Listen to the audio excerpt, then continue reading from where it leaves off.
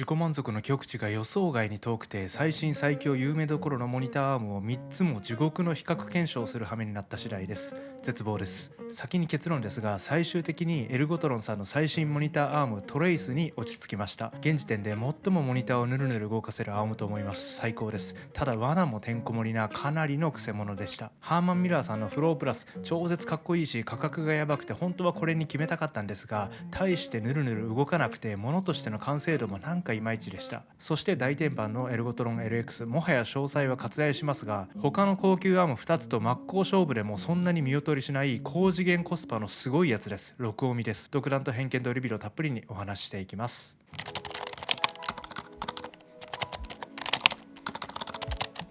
はい、理想の主催作りです。今日もデスクお疲れ様でございます。今回は理想の主催作り流、理想のモニターアーム探しの結論と快適に使い倒す方法&おすすめアイテムについてです。3つの最強広報モニターアームの特徴をサクサクご紹介した後に、試行錯誤の末にたどり着いたおすすめセッティング方法や周辺アイテムもご紹介します。早速ですが、まずはオフィス家具界のアップルことハーマンミラーさんのフロープラスについてです。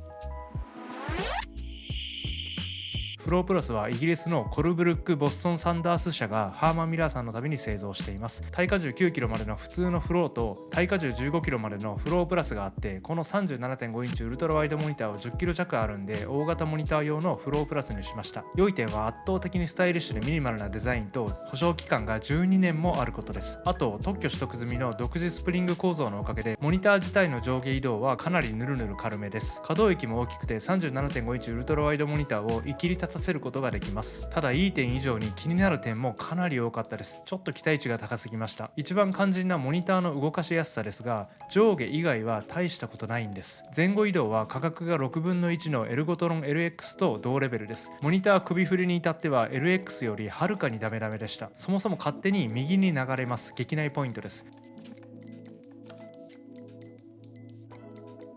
ベサマウントのデフォルトポジションがなぜか微妙に右に傾いているのが原因な気がします。勝手に右に流れないように首振り調整ネジを締め上げると、今度はかなり動かしにくくなります。ちなみに強く締め上げるとネジがプラスチックパーツに当たってちょっと削れます。お辞儀方向も相当強く締め上げないと止まりませんし、その分やっぱり動かしにくくなります。しかもお辞儀を制御するディーリング部分がプラスチックなので、微妙に削れて粉が出てくるんですよね。スタンダードモデルの普通のフローの方はディーリングが金属なのに、なぜ大型のフロープラスの方がプラスチックなのかすごく疑問です。首振り部分の作りを求めると、材質はプラスチック、仕組みはネジの締め上げによる摩擦力一本勝負になってます。後ほどご紹介するエルゴトロンの方は全体的に金属製で、モニターのお辞儀方向の動きにはバネ張力のアシストなんかもあって、素材も仕組みもエルゴトロンが勝ってると僕は感じます。他にも細かな気になる点がありました。何回やり直しても微妙にきしんでしまいます。耐荷重的には余裕なんでちょっと納得できません。モニターの取り外し用のレバーですが、何度試しても受け側のパーツごとスポッと抜けて一緒についてきます。レバーの意味がありません。ケーブルを差し込む部分ですが、ガチガチでびくともしません。マイナスドライバーで無理やりこじ開ける必要があって、配線整理をやり直すたびに傷が増えちゃう感じです。ちなみに色は白のみです。あと根元から傾くのでデスクシェルフとの併用は無理ですね。大大好きなハーマンミラーさんのモニターアームということで大本命だった分、個人の感想ですが絶望もひとしおでした。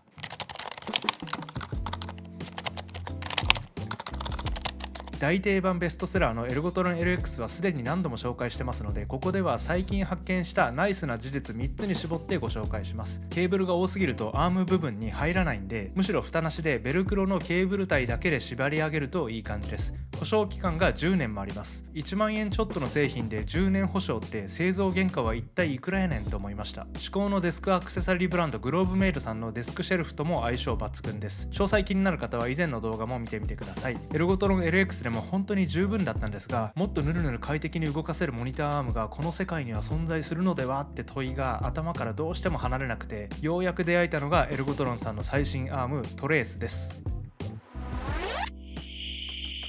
エルゴトロントレースは2021年6月に発売されたばかりの最新モニターアームです。耐荷重は 9.8kg、 保証期間はまさかの15年です。結論めちゃくちゃ最高でした。フロープラスの失敗でモニターアーム探しの旅に挫折しかけてたんで、諦めなくて本当に良かったです。安西先生、いい点からいきます。モニターの動かしやすさは間違いなく歴代1位です。指1本でびっくりするくらい軽く動きますとまでは言えないんですが、現時点では間違いなく最もヌルヌル動くアームと思います。これ以上滑らかにしよううとしたら多分電動での制御アシストとかが必要になると妄想します。上下の移動はメインの柱が受け持ってて、フロープラスと同じくらいヌルヌル動きます。調整強度の数字が見えるんで、複数台をまとめてセットアップしたり、引っ越しで設定をやり直す時なんかも便利ですね。前後の移動も左右対称なパンタグラフ構造のアームのおかげで超滑らかです。モニターのお辞儀、チルト方向にはちゃんとバネのアシストがあります。左右の首振りは指1本でいけるくらい本当にめちゃ軽いです。で、他のアームとの最大の違いは上下、前後、左右の動きが独立していることだと思っています。各方向への動きを別々の関節が担当するんで、動かしたい方向だけに集中して力を加えれば OK です。なので体感としても格段に動かしやすく感じます。意図しない無駄な動きが発生しない分、モニターの位置調整もすごくしやすいです。このご説明で伝わりますでしょうか。別の角度でお話しするとですね、普通のモニターアーム、例えば LX とかフロープラスですと、前後や上下に動かしたいだけなのに左右方向にも位置がずれちゃったりします。一つの動きを実行するために左右非対称に配置された複数の関節をフル動員する必要があるためです。例えばモニターを手前に持ってくるなら、首振り部分の関節とアームの中間部分の関節とデスク根元の部分の関節の3つを同時にいい感じに稼働させる必要があって、これが結構めんどくさいです。トレースだとシンメトリーな構造でかつ独立関節なんで、めちゃくちゃシンプルに動かせるようになります。その他のメリットもサクサクいきます。デスクの後ろ側にアームが飛び出さない小スペース設計です。モニターの取り付け取り外しもレバーで簡単にできます。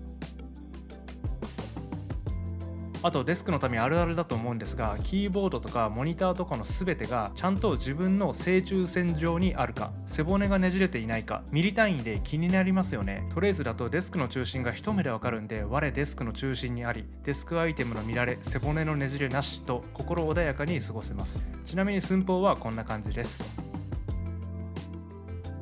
ということで、昇降デスクで立ったり座ったりしながら頻繁にモニターを動かす自分にとってトレイスはまさに理想のモニターアームでした。とはいえ注意点もかなり多いので、しっかりチェックしておいてください。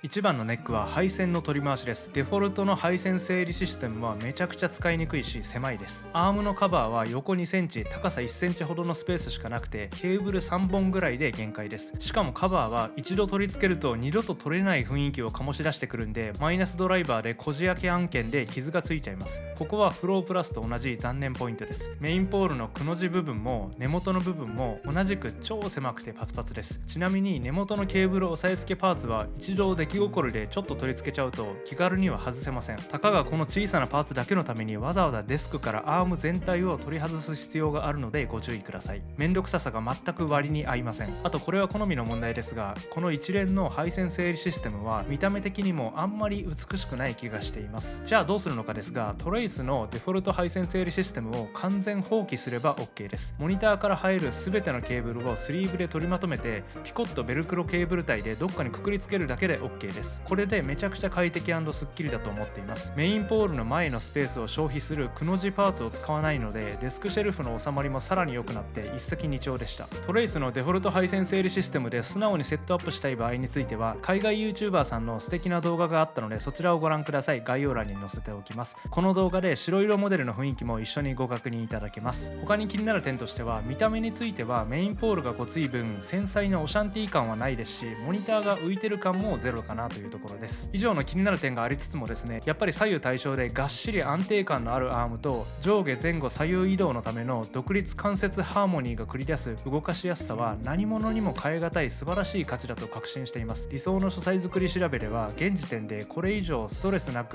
ぬるぬるモニターを動かせるアームは他にありません。それでは超おすすめな周辺アイテムについてです。神奈川県の長尾製作所さんが手掛けられているメイドインジャパンブランドの N ブロスのベサ規格増設プレートがめちゃくちゃいいです。 M4 ネジ穴が切ってあるのでモニターに手軽に色々マウントできちゃいます。しかもこの大きな穴がめちゃめちゃいい仕事されてます。まずプレートの自重が軽くなります。モニターアームの耐荷重はシビアなので軽量化はとってもナイスです。あとこの穴のおかげでケーブルの抜き差しも猛烈にしやすくなります。 N ブロスさんさすがすぎます。僕の場合はカメラ固定用の4分の1インチネジ穴と M4 ネジの変換アダプターをかませてマジックアームでウェブカメラを取り付けてます。